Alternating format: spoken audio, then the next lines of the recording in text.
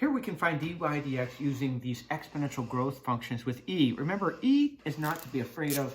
E is simply Euler's number, and it's about 2.71828. Because it's greater than 1, if it's used as a base, then we have exponential growth. Remember, if we have y equals e to the x, then the derivative of this very simple function is e to the x. It's everyone's favorite function.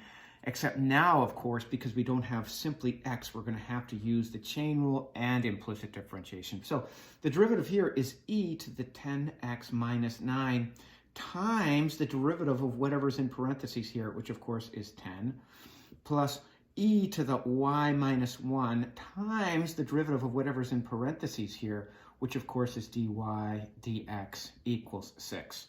Now, fairly easy now. If we want to isolate this dy dx, first we'll subtract this from both sides. So we get e to the y minus 1 times, important to know that we're multiplying here, is equal to 6 stays minus, I'm going to bring this to the front, 10 e to the 10x minus 9.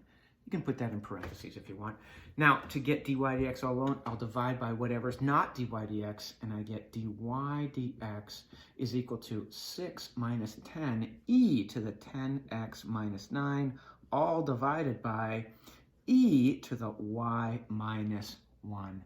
And that is just a beautiful derivative there. Nice job.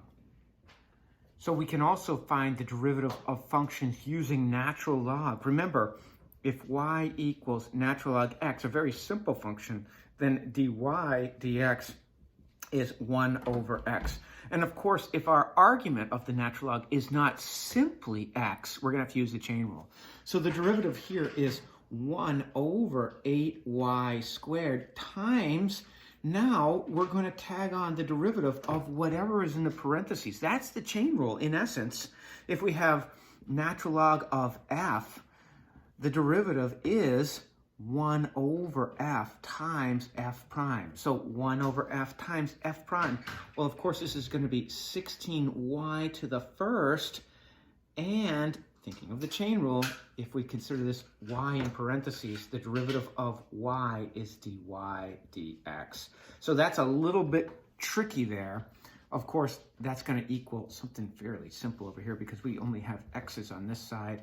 This is going to be 10 minus 16x to the third.